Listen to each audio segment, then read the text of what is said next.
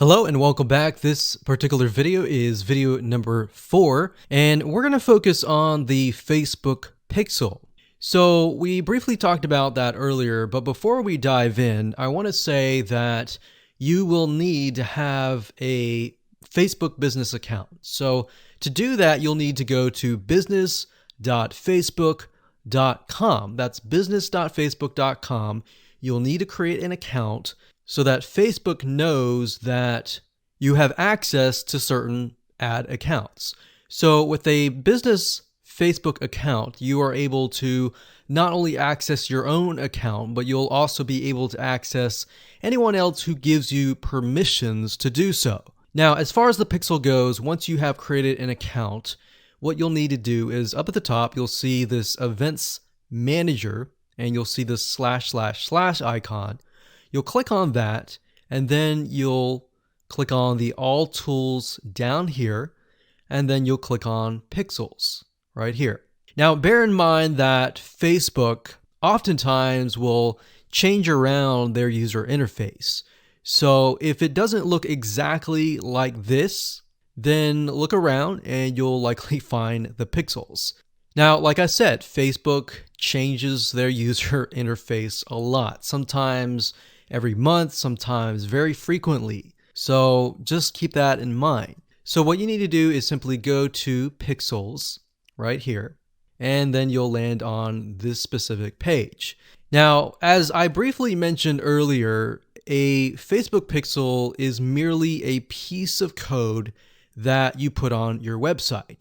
And we'll talk more about how to add that to your website, what are best practices, and all of that. But basically all you need to know is the Facebook pixel is a very powerful piece of code that allows Facebook not only to see who visits your website, who converts into a sale, who converts into an email opt-in lead, who perhaps fills out a form, and more.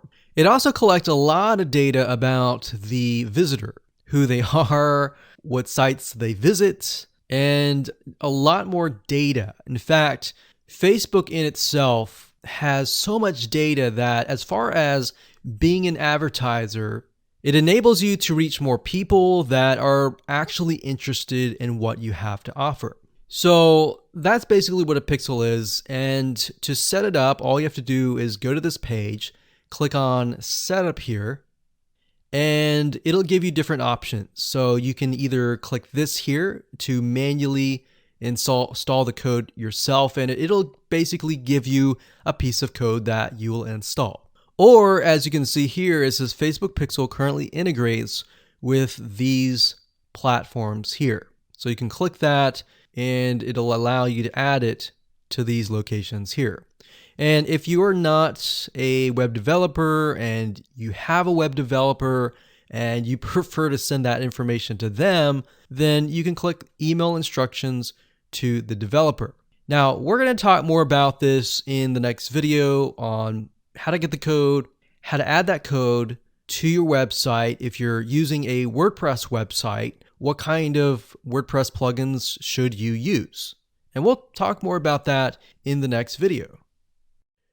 Hello and congratulations, you've reached the end of this video course. This is video number 9, and we're going to talk about how to set up your Facebook ad and then set it up so that you are targeting the custom audience. It's actually very easy to do. All you have to do is simply go to your ads manager, create a ad, and then you'll see this screen.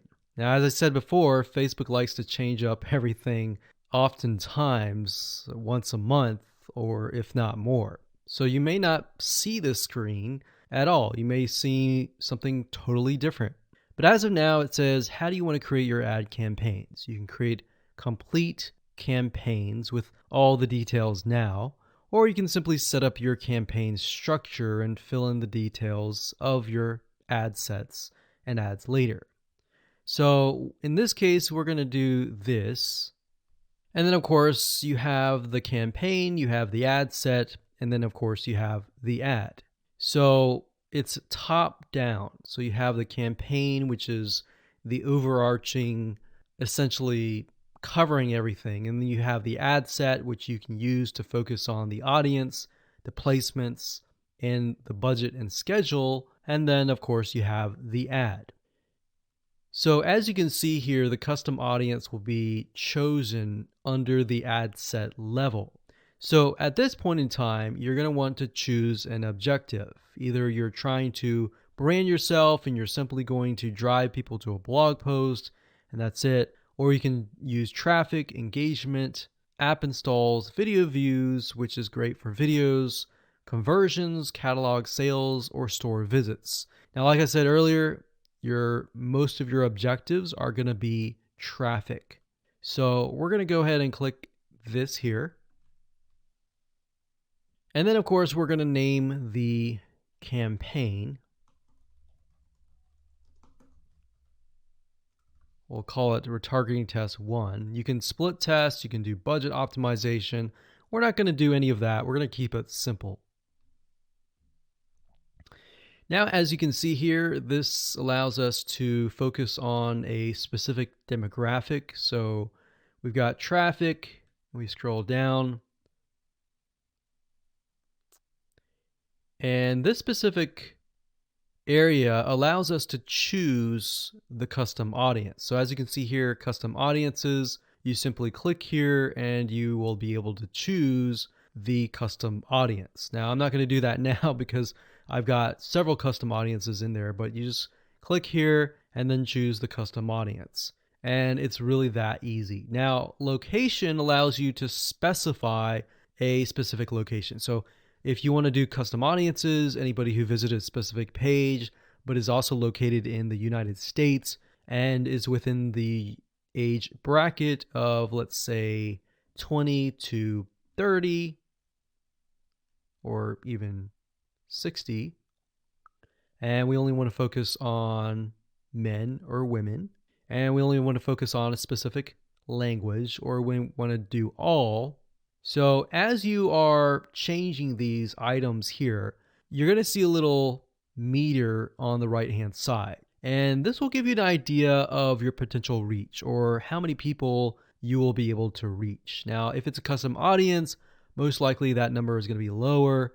And just bear in mind that if you just started your custom audience, sometimes it takes time and for Facebook to collect enough data for it to actually populate.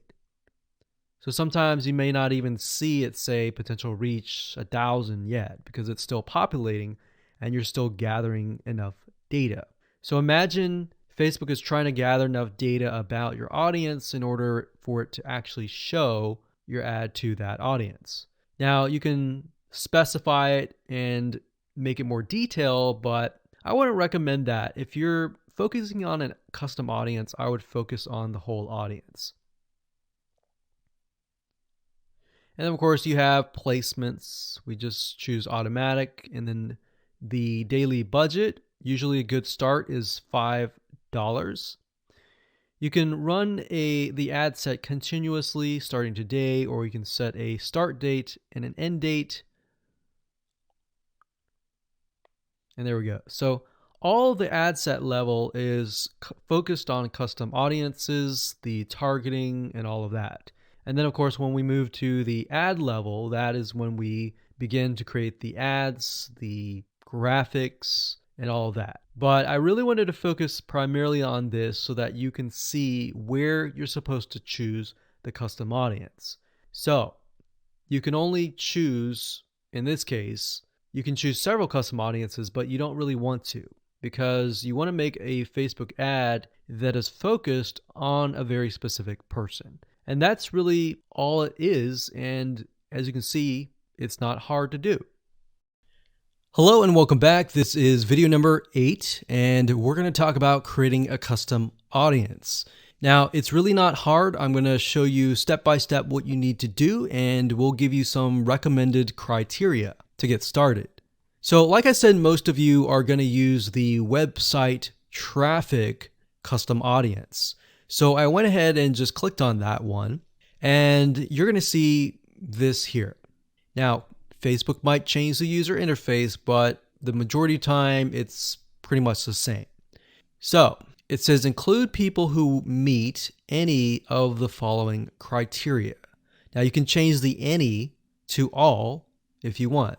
So we could say anybody who visits the initial page, any page, or let's say, for example, the blog posts. If somebody visits the blog post or another blog post, let's say we have 3 different blog posts, then we can say anybody who visits any of these 3 blog posts, let's retarget them. Let's put them in a custom audience. So if it's any, you could say all website visitors in the last 30 days. So it's all website visitors or people who visited a specific web page or they spent a certain amount of time on your website. And this is really good to have just in case somebody visits really quickly and then leaves. You're most likely not going to want to create a custom audience to somebody who comes to your website and within 5 seconds leaves. You would rather create a custom audience of people who perhaps came, spent about 10 minutes or more, and then you could create a custom audience on that because that usually means that they are interested in what you have to offer. So you could do that. You could do, specific events like page view, general event, view content, or purchase.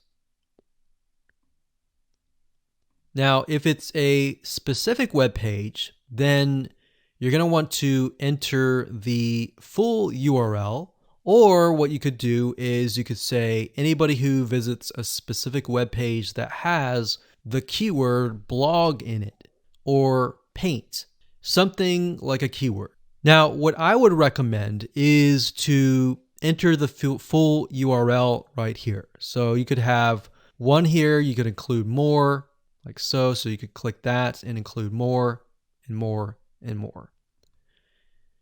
Or you could say something like include people who meet all. So they have to have visited blog post 1, 2, and 3 in order to be considered part of that custom audience. Now, what we found over the years is the more specific, the better. If you can get a custom audience for a very specific page, then when you create a retargeting ad, you will be able to talk to them very specifically. It becomes a problem when you become too general and the Facebook ad is too general and it doesn't really meet the specific needs of that visitor, if that makes sense. Now, another question that you might have is, well, out of the 30 days, do I want to do 30 days, meaning anyone who visit the specific page in the past 30 days is going to be inside of this custom audience? Now, the maximum time is 180 days, so you could do 180 days. But I am going to warn you because the majority of people who come to your page are not going to remember you past 7 days. So, keeping that in mind, you may want to stick with 30 days or less. And if you think about if you go to a web page, a lot of times you're not even going to remember it even 30 days down the road, unless it's a review page for a product that they are interested in or a product that they might be going to buy. So it really depends on the specific page that they have visited. Maybe they clicked add to cart, but they did not purchase. If that's the case, they're most likely going to remember it. But past 30 days, that becomes an issue. And if that becomes an issue, your conversions are not going to be there and they might click spam, which can actually hurt your Facebook ad.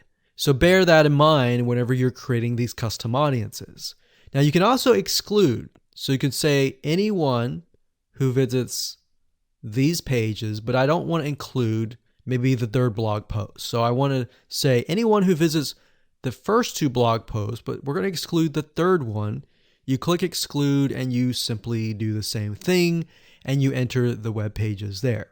So when you're done and you're ready, simply click on audience name, enter the name of the audience. Now, one thing to keep in mind is when you name the audience, name it something that you are going to remember, and use a naming convention that you are going to remember. A lot of times it's easy to just name it anything that you want, but as you begin to build more custom audiences, you're going to forget. That's reality. And that's it.